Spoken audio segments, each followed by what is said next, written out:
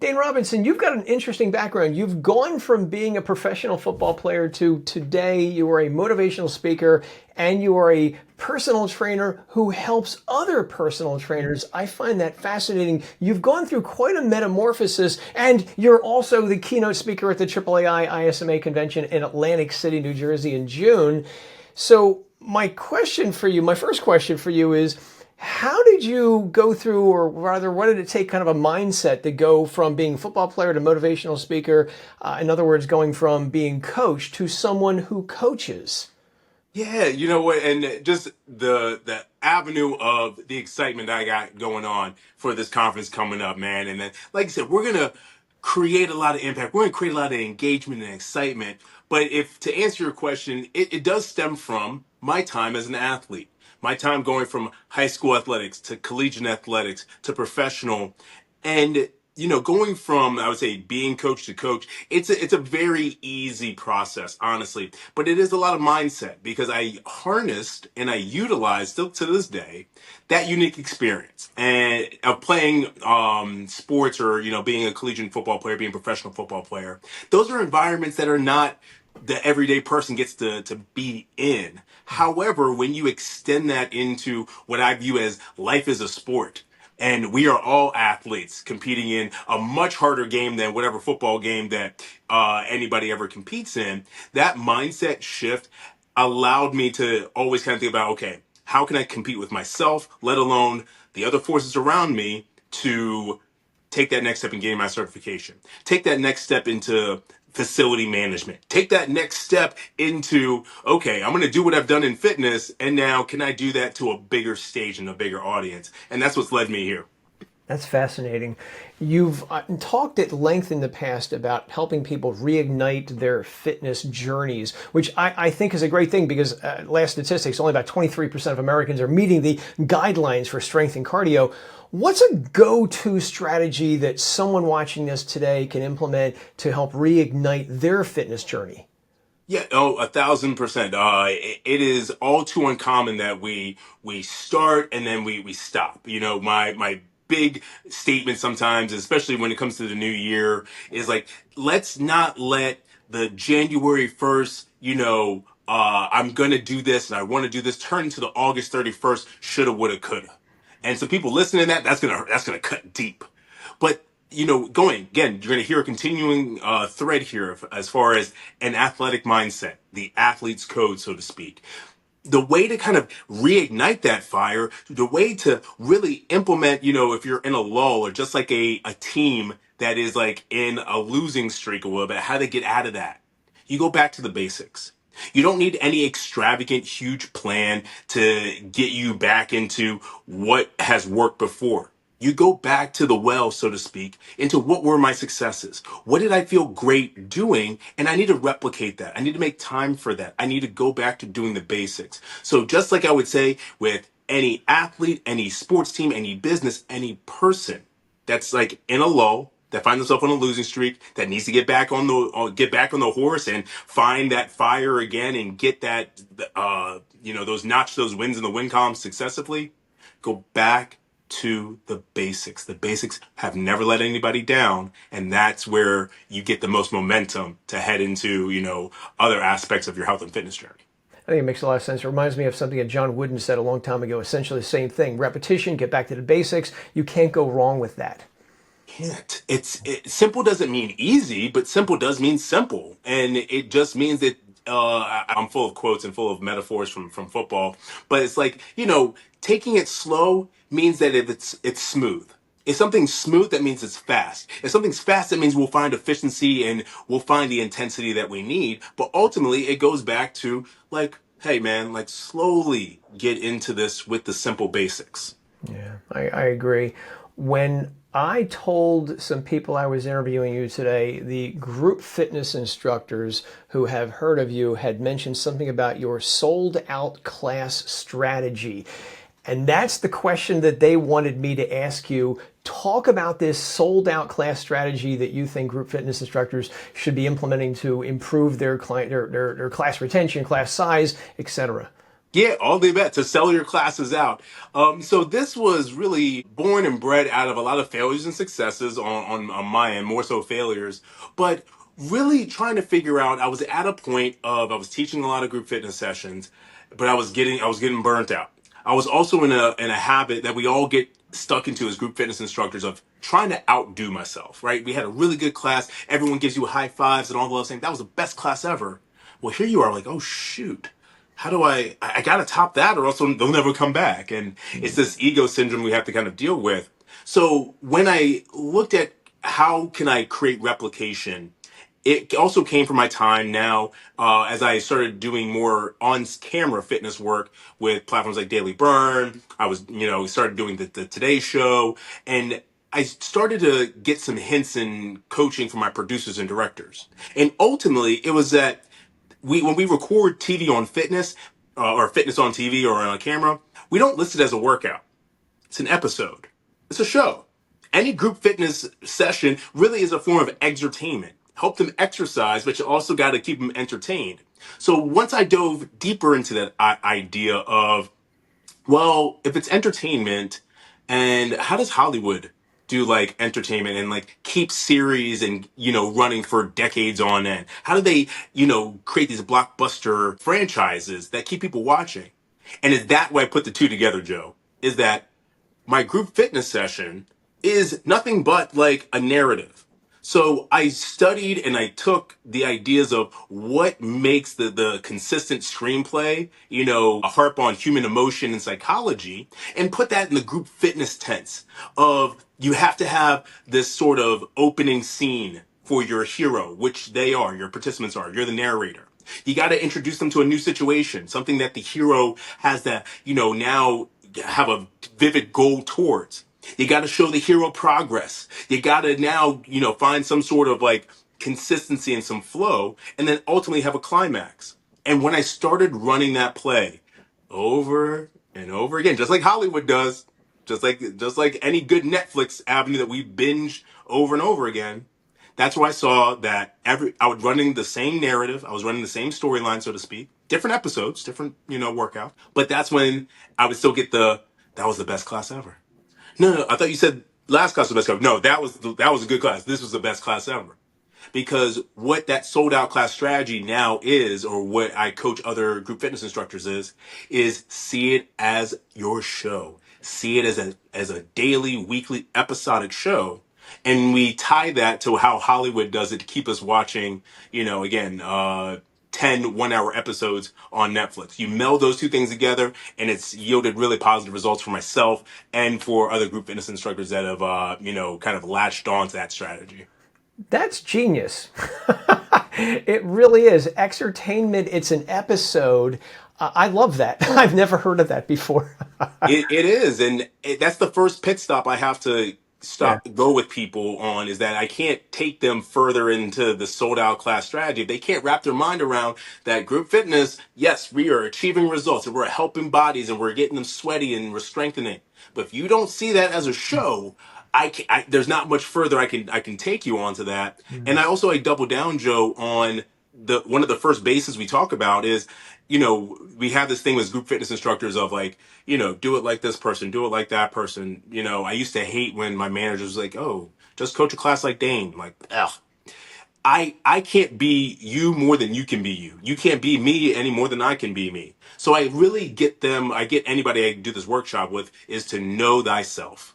Understand your persona. It's like a WWE character almost, is that a WWE character is just an extension of the person. If they're really a bad guy on TV, they might go deep into like, the not so great parts of their personality and they're just putting that on screen. It's the same thing for us as far as if we're a motivator, then you should double down on that persona. If you are not a frou-frou fluff type of coach, you're just more of a here's what we're doing, here's how we're going to do it. Nice, totally okay. People love that. You got to double down on that. So that's also part of the strategy. So look at Hollywood for motivation on how to run your classes.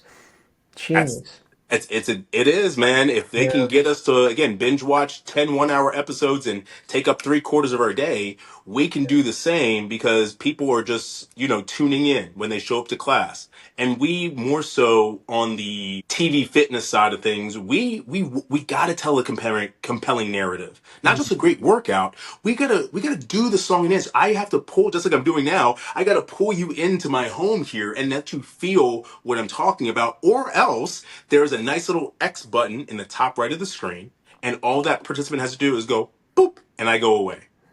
Yeah. So that's it's even more so a state of mind when we're thinking about doing it on camera. But when you do it in a group fitness session, hopefully they don't walk out. But that's how you just hinge on emotion and psychology. That they're the heroes, you're the narrator. They love watching your show, and they will keep coming back to tune in to your show. That is great. How long, on average, would it take someone like group fitness instructor to make a program that's unforgettable like that? I would say it's more so application. Is that I would say anywhere, just like the human body, 60 to 90 days. And some people don't like hearing that. They want the overnight, transformation, and that's not what I've ever preached and everything, because that's not how it works in athletics. That's not how it works with fitness. That's not how it works with a sold out class strategy. But when they're applying it, the first 30 days, I would say it's going to feel icky. It's going to feel yucky, just like a new exercise, like a new fitness routine, because you've never thought about telling a story in your sessions. You just thought about exercises and playlists and beat drops, maybe whatever. And this applies to any fitness session. It can be choreographed, not choreographed, pre-designed playlist, fit radio, doesn't matter. Mm. But then the next 60, then because I had that same epiphany of like, once I started telling the same story, I had I'll be damned. This is kind of easy. I already know where they're going. I already know what's the next part of this narrative. The exercises might be different. The studio might be different. And again, like the episode that I'm telling might be, but that's what the story is still the same. Mm. It doesn't matter whether you are a studio with bright orange lights or whichever, which I gave this sold out class strategy to, that is $1 billion fitness studio. Some of you guys may be, catching on what I'm talking about, but their show is the same show. It's treadmills, strength work, rowing, treadmills, strength work, rowing inside an orange setting. You would think people would get tired of it. They love that show. They love the episodes, and I taught that group how to now tell a narrative behind it. But around 60 to 90 days. But after like 3 months of like doing it, man, like Yeah. there's so much emotional weight off of you because you're not trying to outdo yourself. You're not feeling like you have to be more than who you are, because you know who you are, you know where the story's going, and you're telling a great story over and over again, and people are praising you for it. Very neat. Switching gears from the group fitness instructors to the personal trainers who work one-on-one with people, do you have any suggestions on how to improve client retention among personal trainers? That's a question that I get asked an awful lot from people, so I was interested in hearing what your perspective might be on this. I have my own fair share of retention issues, as most personal trainers do. However, what I've started to see work is first base. We'll talk about it. Is understand that yes, we want clients for life, but obviously you just got to start playing your numbers at that point. I got that when I was a regional manager, overseeing 8 health clubs and a bunch of studio managers and lead coaches. Like retention is never going to be 100%. It's something we can manage, but it's never going to be 100%. With that being said, is that, especially for personal training, is that you will have crossed that barrier at some point where they are no longer client, you're like it's client trainer. It's just friends holding each other accountable. And once you cross that threshold, I mean, they're friends, they're family, like they're with you no matter what. But I've seen it with consistent communication, not just on the workout programs or whatever, but like what's going on with you. You also have to be you have to give some skin in the game, some emotional skin in the game. How's family? How's work? How's life? So I would do like, my little client's corner, where it's outside of my separate emails of anything, but I just fill in my clients on, here's what's going on in my life. Here's the dates I'm going to be gone. Here's what I want the entire group focusing on over this next, quarter, so to speak. So I would say get a little client's corner communication going on. And then the other side of that is, when I started gamifying what the group was doing. Meaning is that if it's March, I'm gonna do a little March Madness action. If I'm gonna, I might do, some sort of connecting challenges where most of my group, they don't know each other outside of like me being the common thread. So I would pair Susie up with John and saying, it's our little tag team, turmoil, month, AKA I need you guys to text each other and do one extra, fitness, routine or whatever, and kind of play this game of tag. The group that tags each other the most over the course of a month wins, a massage, at the spa down the street. So it's gamifying it. And then that last part, invest in them.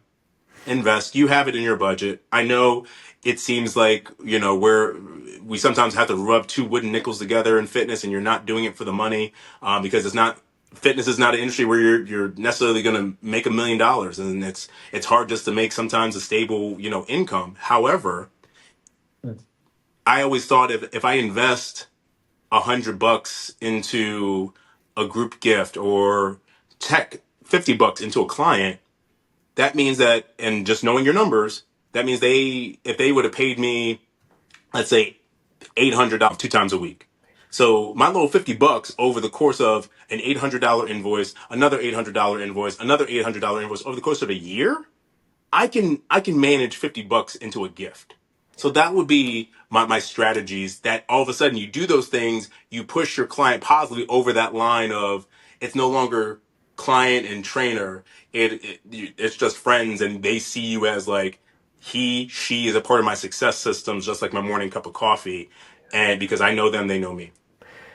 I can echo that. I've had clients for over 15 years, 5 days a week. So I definitely can say without a doubt what you're saying is the truth. You've got to invest in your clients and, again, give them presents, maybe even anniversary presents. Hey, it's been 5 years since we first started working with each other. I think that's something that a lot of fitness trainers don't think about. It's like, oh, it's just day after day after day. No, keep track of all this stuff. This is gold that you can use in the future. And again, it helps them progress over time and improve their fitness, which again is a problem in this country. So the more we can keep them working out, I think the better. So I think this is great.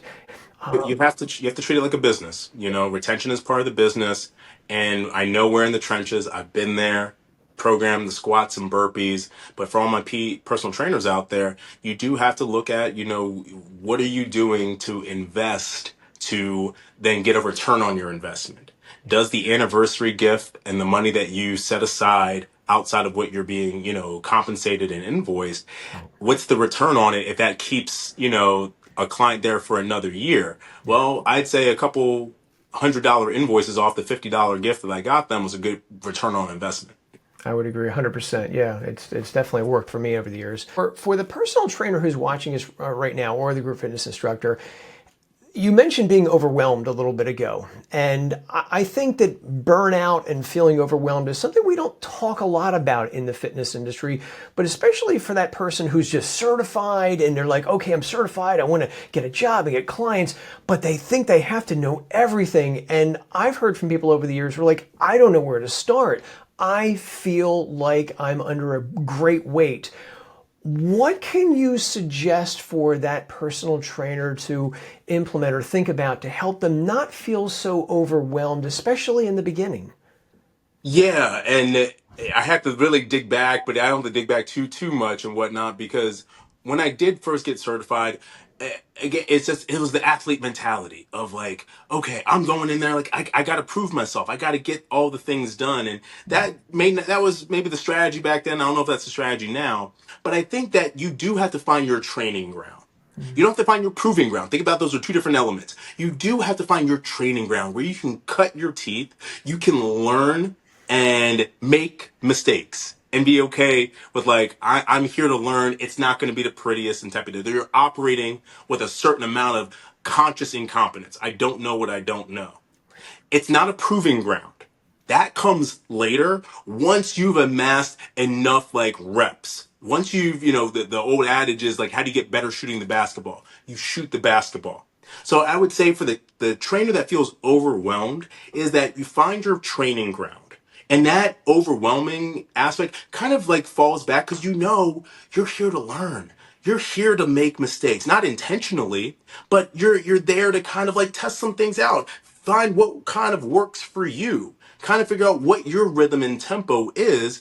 And when you feel like, okay, I got some sort of conscious, unconscious competence going on, just like we do with any teaching a new fitness move, right? The first time I do a push-up, it sucks. It doesn't feel good. I can barely do one. But now I have that repetition, and now what is hard is now like it's slightly feasible. So that's what I would say in the beginning part is find where your training ground is, whether you're a personal trainer, and that might be at the micro club down the street. It might be in the big box club. It might be rocking independent at your local YMCA. I don't know. For the group fitness instructor, it might be you might go something that's a little bit more choreographed right now. That's just hand fed to you. Totally fine. You might find yourself into like a studio that's all about the music and the lights and the personality. You got to find your training ground and believe that you are there. That will get you down up to all right. Now I'm at my proving ground. Now I got some gusto. I got some confidence for me where I can hit this thing and maybe expand into other areas. I like that. Yeah. Be in the moment, be where you are. You don't need to know it all immediately. Again, it's a marathon. It's not a sprint.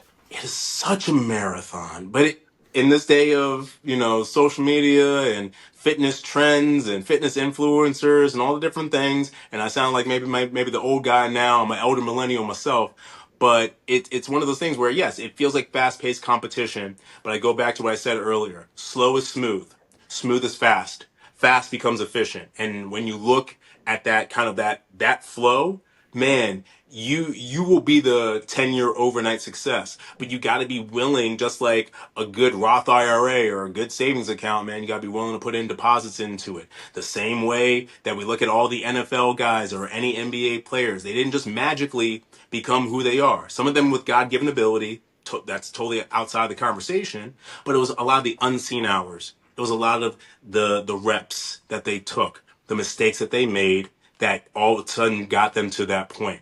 And that's why I believe life is a sport. This industry is a sport. So you got to see that yourself, PT, group fitness instructor, heck, man, a studio manager, regional manager, whatever management you might be in fitness. You got to see yourself as an athlete. And those athletes that, win the championships at the end of the day, they put in that type of work.